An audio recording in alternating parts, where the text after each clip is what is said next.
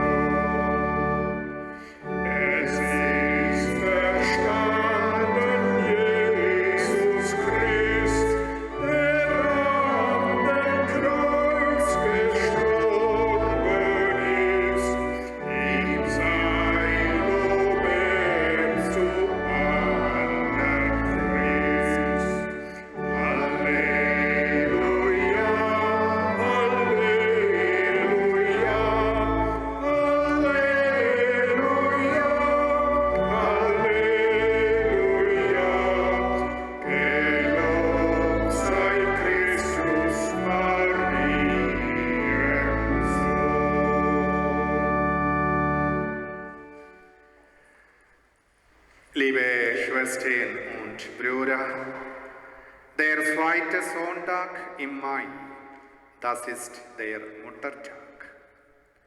Nehmen wir mit hinein in unsere Gebete, unsere Mütter und alle Frauen, die mütterlich gut zu uns waren und sind. Jesus sagt uns heute im Evangelium: Ich bin der Weg, die Wahrheit und das Leben. Wir erfahren ihn, den auferstandenen Herrn, wenn wir sein Wort hören. In ihm hören wir den Vater. Seine Liebe und seine Worte sind für unser Leben am wichtigsten. Sie zeigen uns unseren Lebenssinn. Grüßen wir ihn in unserer Mitte und bitten wir um sein Erbarmen.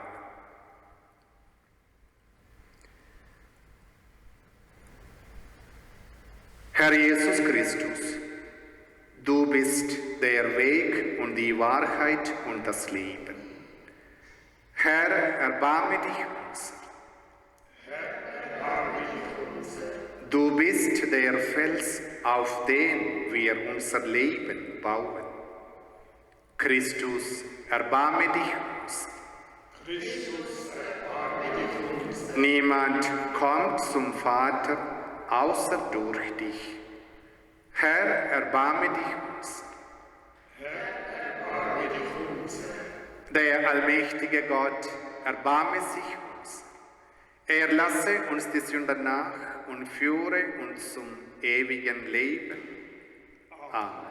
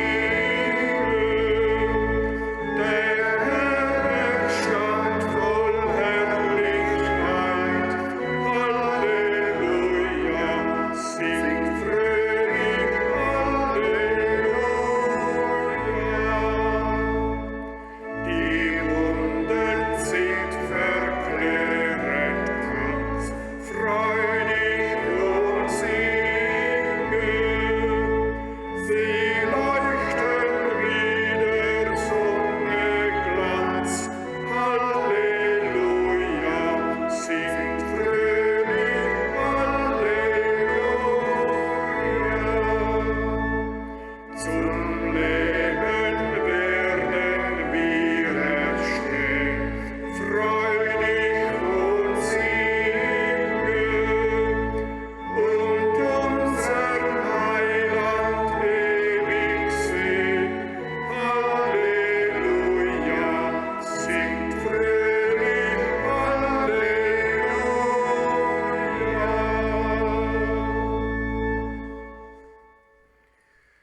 Lasset uns beten. Gott, unser Vater, du hast uns durch deinen Sohn erlöst und als deine geliebten Kinder angenommen. Sieh voll Güte auf alle, die an Christus glauben, und schenke ihnen die wahre Freiheit und das ewige Erbe. Darum bitten wir durch Jesus Christus, deinen Sohn, unseren Herrn und Gott, der in der Einheit des Heiligen Geistes mit dir lebt und herrscht in alle Ewigkeit.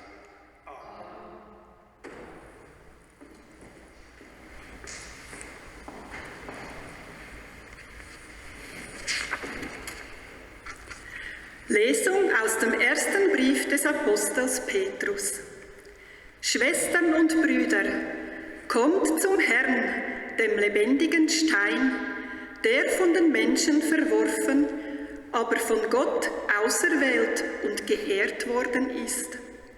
Lasst euch als lebendige Steine zu einem geistigen Haus aufbauen, zu einer heiligen Priesterschaft, um durch Jesus Christus geistige Opfer darzubringen, die Gott gefallen. Denn es heißt in der Schrift: Siehe, ich lege in Zion einen auserwählten Stein, einen Eckstein, den ich in Ehren halte. Wer an ihn glaubt, der geht nicht zugrunde. Euch, die ihr glaubt, gilt diese Ehre. Für jene aber, die nicht glauben, ist dieser Stein, den die Bauleute verworfen haben, zum Eckstein geworden. Zum Stein, an den man anstößt, und zum Felsen, an dem man zu Fall kommt.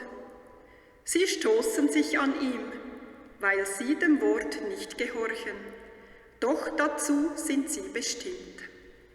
Ihr aber seid ein auserwähltes Geschlecht, eine königliche Priesterschaft, ein heiliger Stamm, ein Volk, das sein besonderes Eigentum wurde, damit ihr die großen Taten dessen verkündet, der euch aus der Finsternis in sein wunderbares Licht gerufen hat. Wort des lebendigen Gottes.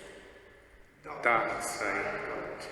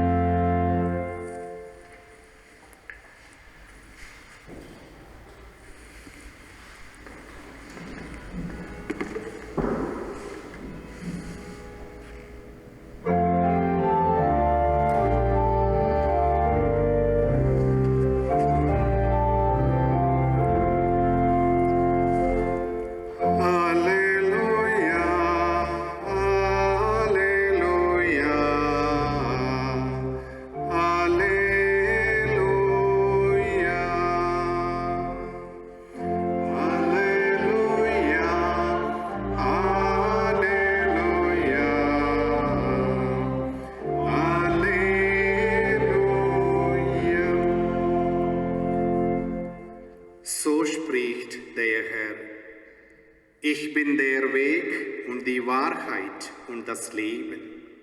Niemand kommt zum Vater außer durch mich. Halleluja, Halleluja, Halleluja.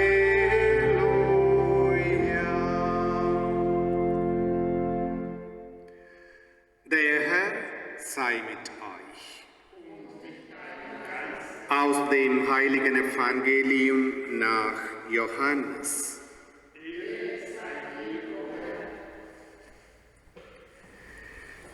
In jener Zeit sprach Jesus zu seinen Jüngern: Euer Herz lasse sich nicht verwirren, glaubt an Gott und glaubt an mich. Im Haus meines Vaters gibt es viele Wohnungen. Wenn es nicht so wäre, hätte ich euch denn gesagt, ich gehe, um einen Platz für euch vorzubereiten. Wenn ich gegangen bin und einen Platz für euch vorbereitet habe, komme ich wieder und werde euch zu mir holen, damit auch ihr dort seid, wo ich bin. Und wohin ich gehe, den Weg dorthin kennt ihr. Thomas sagte zu ihm: Herr, wir wissen nicht, wohin du gehst. Wie können wir dann den Weg kennen? Jesus sagte zu ihm: Ich bin der Weg und die Wahrheit und das Leben. Niemand kommt zum Vater außer durch mich. Wenn ihr mich erkannt habt, werdet ihr auch meinen Vater erkennen. Schon jetzt kennt ihr ihn und habt ihn gesehen. Philippus sagte zu ihm: Herr, zeig uns den Vater, das genügt uns. Jesus sagte zu ihm: Schon so lange bin ich bei euch, und du hast mich nicht erkannt, Philippus. Wer mich gesehen hat, hat den Vater gesehen. Wie kannst du sagen, zeig uns den Vater? Glaubst du mir nicht, dass ich im Vater bin und dass der Vater in mir ist? Die Worte, die ich zu euch sage, habe ich nicht aus mir selbst. Der Vater, der in mir bleibt, vollbringt seine Werke. Glaubt mir doch, dass ich im Vater bin und dass der Vater in mir ist. Wenn nicht, dann glaubt aufgrund eben dieser Werke.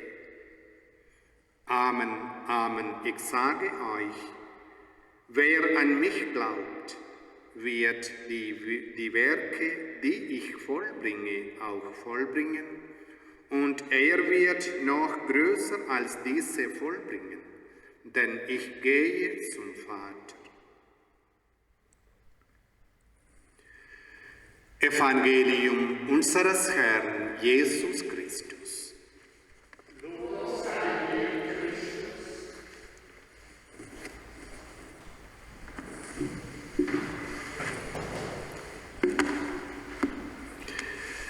In Christus geliebte Schwestern und Brüder,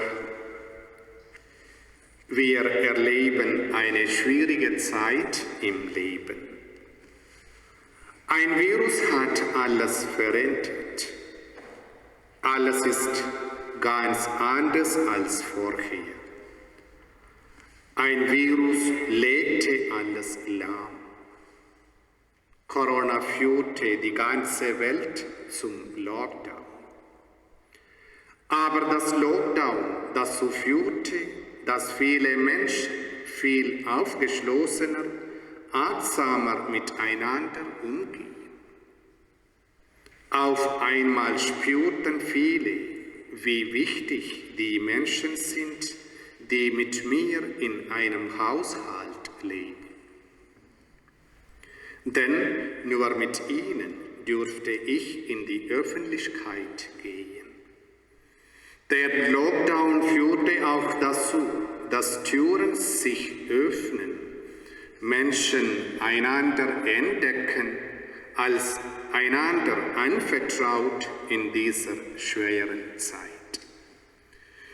Wenn Jesus heute uns sagt, ich bin der Weg, die Wahrheit und das Leben, dann bittet er uns, lehrt aus diesem Lockdown einander als Schwestern und Brüder zu erkennen, auf dem gemeinsamen Weg durch diese Zeit in die Wahrheit des Lebens in Ewigkeit. Der endliche Mensch erkennt, dass sein Ziel unendlich ist in der Liebe, die er uns schenkt. Ich bin der Weg. Das heißt, wer Jesus folgt in dem, was er glaubt, was er tut und nicht tut, der wird auf einem guten Weg sein. Das heißt nicht, dass immer alles schön und angenehm laufen wird. Aber es geht darum, Ja zu sagen zum Leben, zu einem Leben, wo andere nicht klein gemacht und kaputt gemacht werden, sondern ein Menschen sich bemüht um ein gutes Miteinander. Ja sagen zum Leben, das ist der Weg eines Christen. Ich bin die Wahrheit. Das heißt, Jesus verspricht, ihr könnt mir vertrauen. Ich bin bei euch. Ich stehe euch bei. Ich sende euch Hilfe durch Menschen, die euch trösten, beistehen, gut sind. Und ich bin dir ganz nah, weil ich dich liebe und dir den Rücken stärke. Lebe aus dieser Wahrheit. Ich bin das Leben. Wer Jesus vertraut, wird erleben, dass Leben mehr ist als Party ohne Ende. Wer Jesus vertraut, erlebt, dass das Leben Zufriedenheit schenkt, Gelassenheit, Freude an all dem, was sich erleben, fühlen, schauen darf. Er gönnt es uns, denn er, unser Gott, hat unser Leben geschaffen.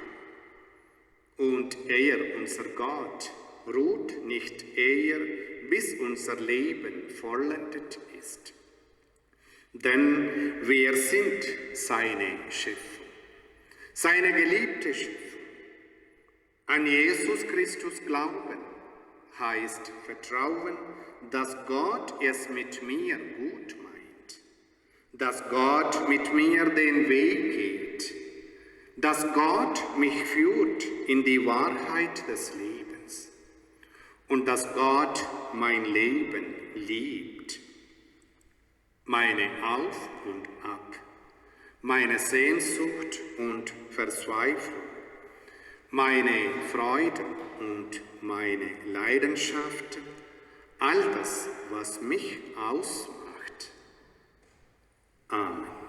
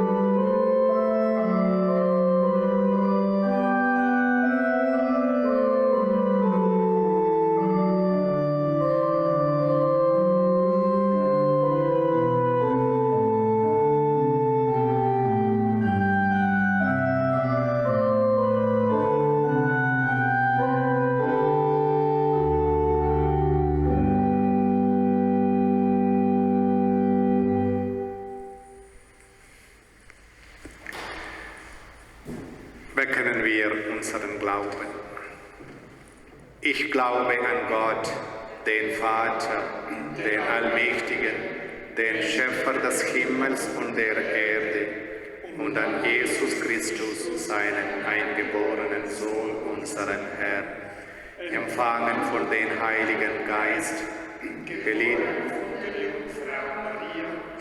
gelitten unter Pontius Pilatus, gekreuzigt, gestorben und begraben, hinabgestiegen in das Reich des Todes, am dritten Tage auferstanden von den Toten, aufgefahren in den Himmel, er sitzt zu Rechten des Gottes des allmächtigen Vaters.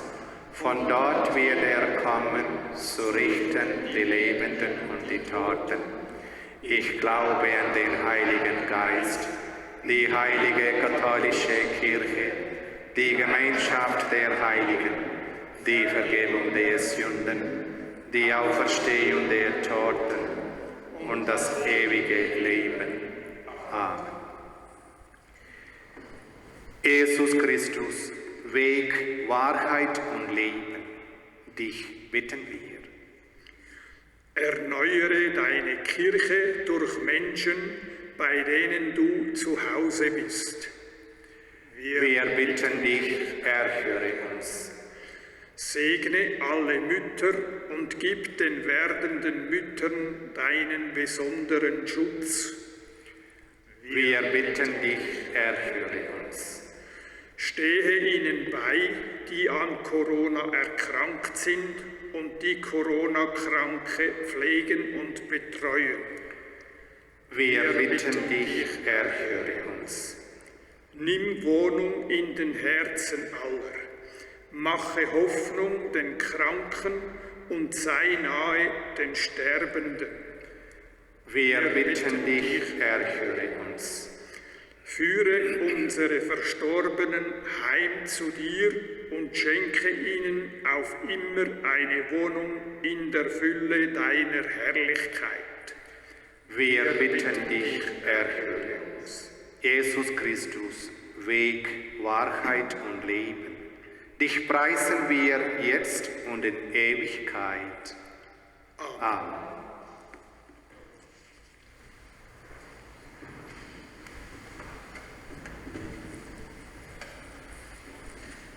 Gepriesen bist du, unser Schöpfer, der du schenkst uns Brot von der menschlichen Arbeit. Wir bringen dieses Brot von deiner Seele, das Brot des Lebens mit. Gepriesen bist du,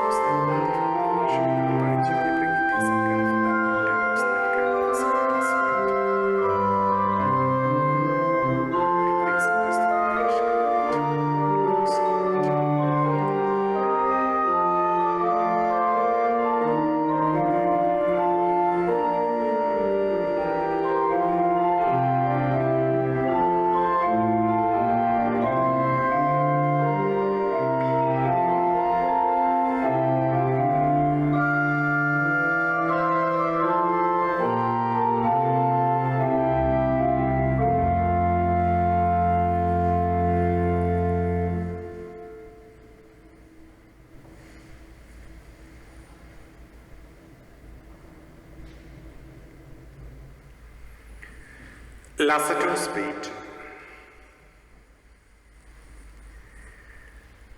Erhabener Gott, durch die Feier des heiligen Opfers gewährst du uns Anteil an deiner göttlichen Natur.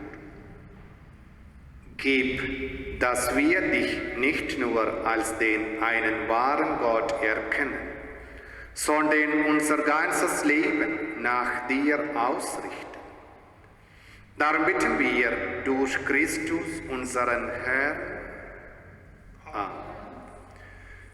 Der Herr sei mit euch. Und mit deinem Geiste.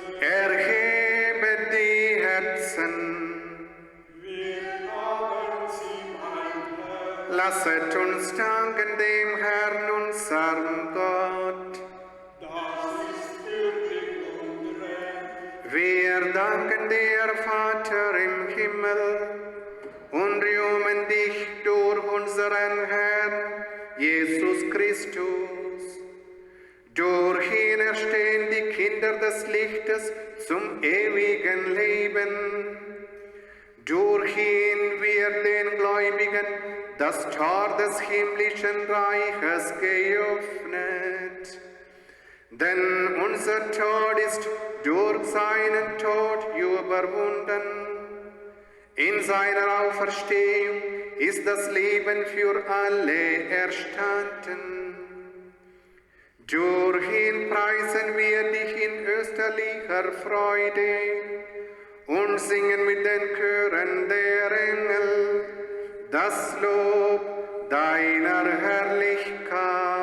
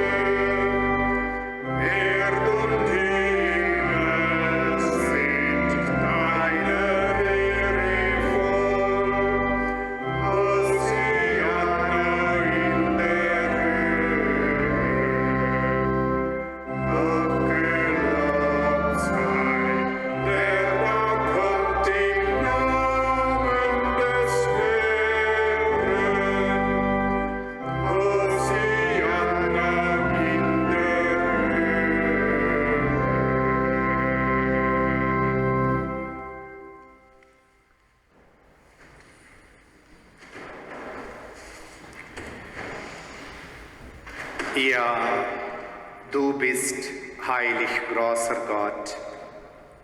Du bist der Quell aller Heiligkeit. Darum kommen wir vor dein Angesicht und feiern in Gemeinschaft mit der ganzen Kirche den ersten Tag der Woche als den Tag, an dem Christus von den Toten erstanden ist.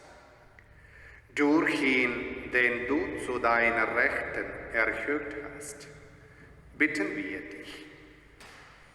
Sende deinen Geist auf diese Gaben herab und heilige sie, damit sie uns werden, Leib und Blut deines Sohnes, unseres Herrn, Jesus Christus. Denn am Abend, an dem er ausgeliefert wurde und sich aus freiem Willen dem Leiden unterwarf, nahm er das Brot und sagte Dank, brach es, reichte es seinen Jüngern und sprach, nehmet und esset alle davon. Das ist mein Leib, der für euch hingegeben wird.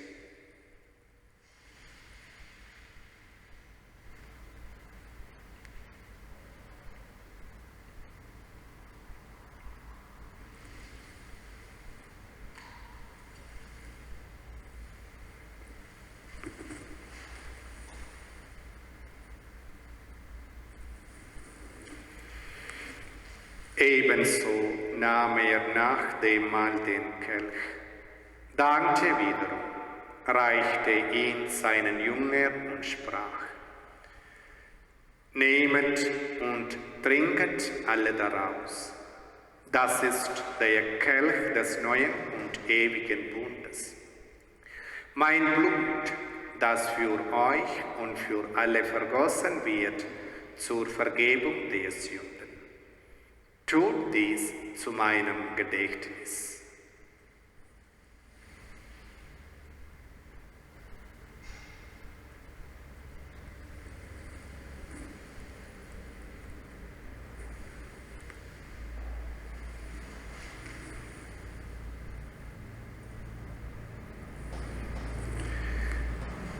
Geheimnis des Glaubens. Deinen Tod, o Herr, verkünden wir, und deine Auferstehung preisen wir, bis du kommst in Herrlichkeit. Darum, gütiger Vater, feiern wir das Gedächtnis des Todes und der Auferstehung deines Sohnes und bringen dir so das Brot des Lebens und den Kelch des Heils. Wir danken dir, dass du uns berufen hast, vor dir zu stehen und dir zu dienen. Wir bitten dich, schenke uns Anteil an Christi Leib und Blut und lass uns eins werden durch den Heiligen Geist. Gedenke deiner Kirche auf der ganzen Erde und vollende dein Volk in der Liebe, vereint mit unserem Papst Franziskus, unserem apostolischen Administrator Bischof Peter und allen Bischöfen, unseren Priestern und Diakonen und mit allen, die zum Dienst in der Kirche bestellt sind. Gedenke aller unserer Brüder und Schwestern, die entschlafen sind in der Hoffnung, dass sie auferstehen. Nimm sie und alle, die in deiner Gnade aus dieser Welt geschieden sind, in dein Reich auf, wo sie dich schauen von Angesicht zu Angesicht. Vater, erbarme dich über uns alle, damit uns das ewige Leben zuteil wird, in der Gemeinschaft mit der seligen Jungfrau und Gottesmutter Maria, mit dem heiligen Josef, mit deinen Aposteln und mit allen, die bei dir Gnade gefunden haben, von Anbeginn der Welt, dass wir dich loben und preisen durch deinen Sohn Jesus Christus.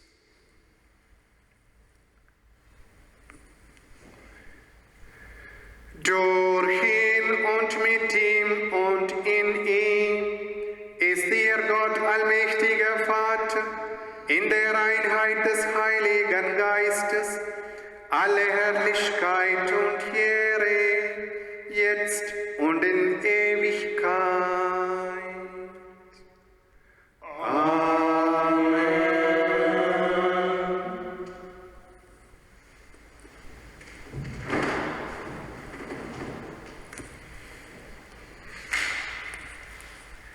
Wir heißen Kinder Gottes und sind es. Darum beten wir voll Vertrauen.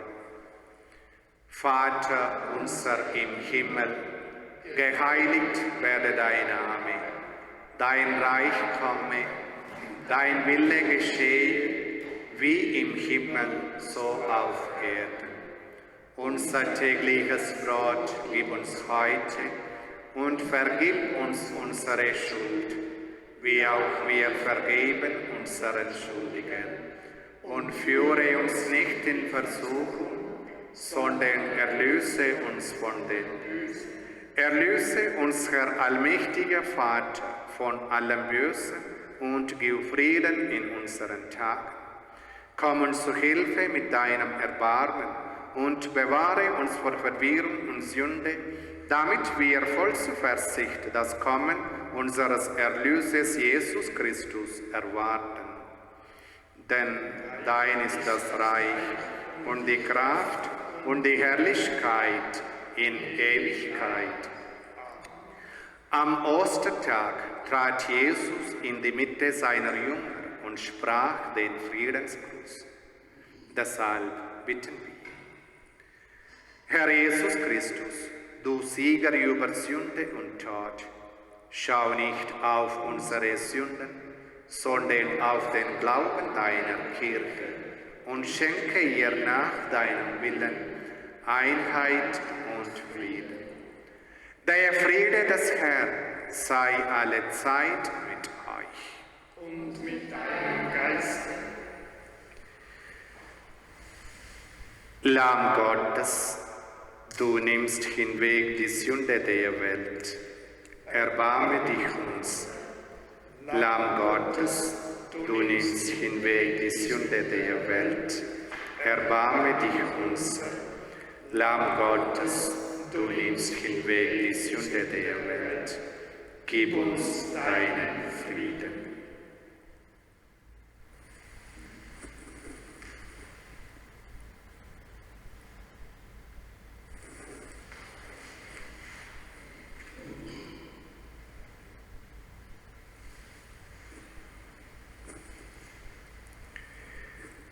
Seht das Lamm Gottes, das hinwegnimmt die Sünde der Welt. Herr, ich bin nicht würdig, dass du eingehst unter mein Dach, aber sprich nur ein Wort, so wird meine Seele. Wer von diesem Brot isst, wird in Ewigkeit leben.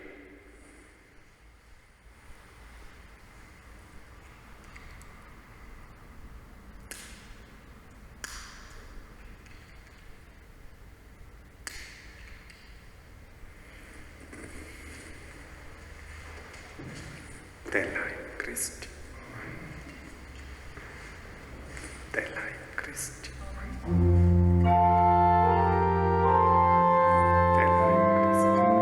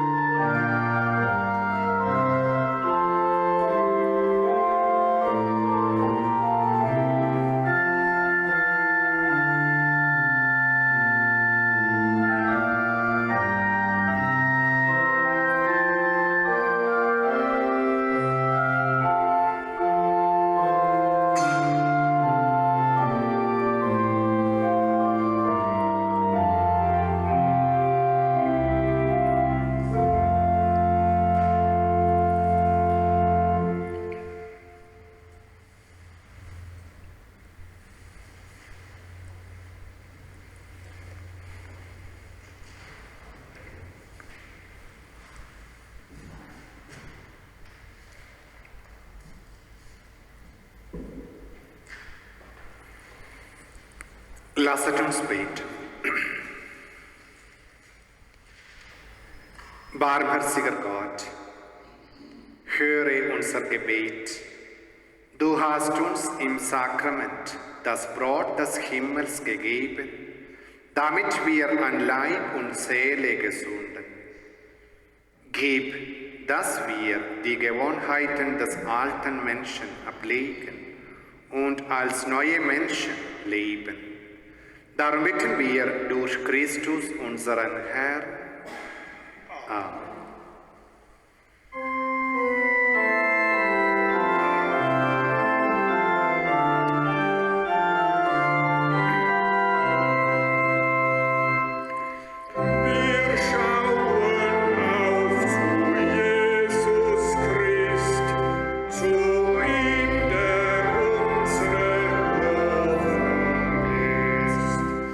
Wir sind die Brüder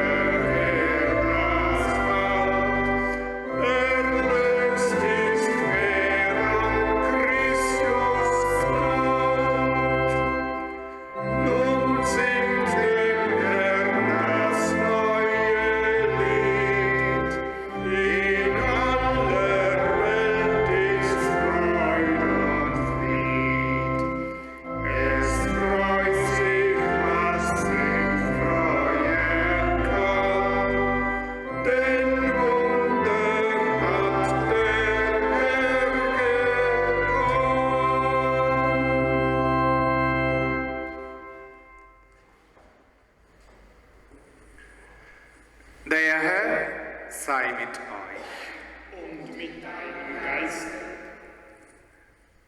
Gott, der allmächtige Vater, segne euch und schenke euch gedeihliches Wetter, erhalte Blitz, Hagel und jedes Unheil von euch fern. Amen. Er segne die Felder, die Gärten und den Wald und schenke euch die Früchte der Erde.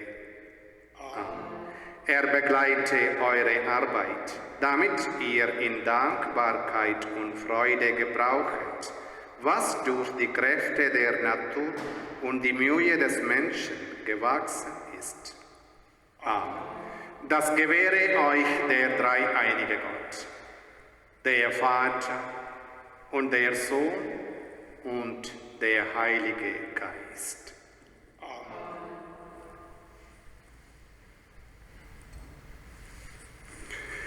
Geht hin in Frieden. Dank sei Gott, der